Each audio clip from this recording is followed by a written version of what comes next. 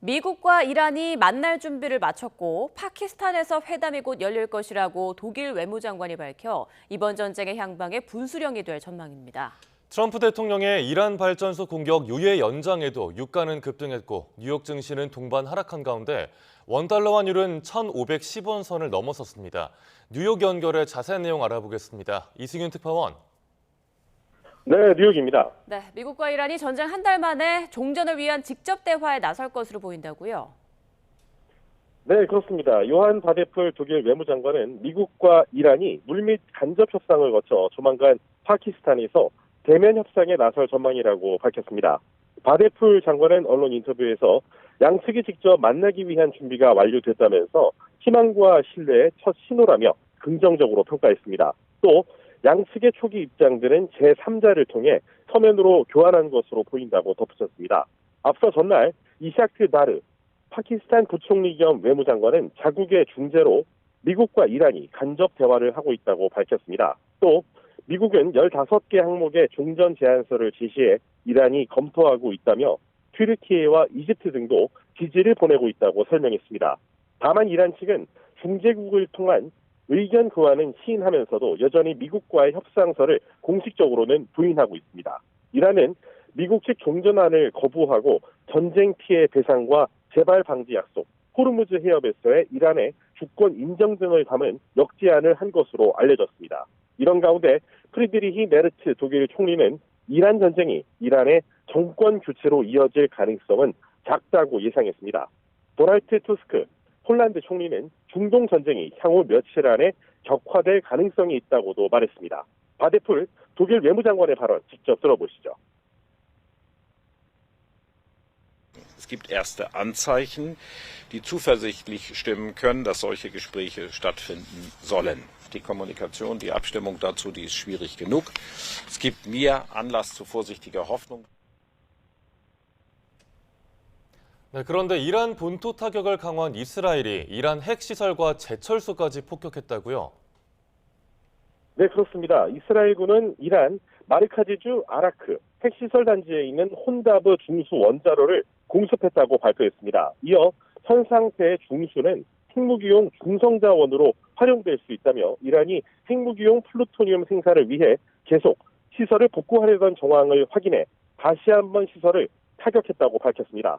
혼다브 중수 연구용 원자로는 핵무기 제조에 필수적인 플루토늄을 용이하게 생산할 수 있도록 설계된 곳인데요. 지난 2015년 이란 핵 합의 당시 핵무기 전용 위험을 줄이기 위해 원자로를 재설계하고 노심을 제거한 뒤 콘크리트를 채워 불능화하기로 합의가 이루어졌습니다. 하지만 트럼프 일기 행정부가 이 핵 합의를 파기하자 이란은 재가동을 추진했지만 지난해 6월 12일 전쟁 당시 이스라엘의 공습을 받아 가동 불능 상태가 된 것으로 알려졌습니다. 이란은 이번 공습으로 인명피해는 발생하지 않았으며 사전에 마련된 안전조치 덕분에 방사능 유출 등 지역 주민에게 위협이 되는 상황은 없다고 밝혔습니다. 또 이스라엘군은 우라늄 추출 시설이라며 야지드주 아르다칸에 있는 우라늄 정광 옐로케이크 생산 공장도 폭격했다고 발표했습니다. 이에 아바스 아라그치 이란 외무장관은 이번 공격은 트럼프 대통령이 고언했던 외교적 해결을 위한 시한 연장 약속과 정면으로 배치된다고 말해 종전 협상에 악영향을 줄 가능성이 생겼습니다. 이란 이슬람 혁명 수비대도 중동 내 미국 연관 산업체나 이스라엘 연계 중공업 기업 종사자들은 즉시 작업장을 떠나라며 보복을 예고해 전쟁은 확전 양상을 띠게 됐습니다. 하지만 이에 아랑곳 없이 이스라엘은 이란 본토 타격 대상을 확대할 것이라며 이란 남서부 후제스탄 제철소와 중부 이스파한 모바라케 제철소를 공습했습니다. 이스라엘 입장에서는 이란의 무기 제조에 활용될 수 있는 제철소 2곳을 타격한 것으로 보이는데요. 카츠 이스라엘 국방장관의 발언 직접 들어보시죠. למרות האזהרות, הירי נמשך, ולכן תקיפות צה"ל באיראן יעלו מדרגה והתרחבו למטרות ותחומים נוספים שמסייעים למשטר בבניית והפעלת אמצעי הלחימה נגד אזרחי ישראל. 이 같은 전쟁 확전 양상에 유가는 급등하고 뉴욕 증시는 일제히 하락했다고요?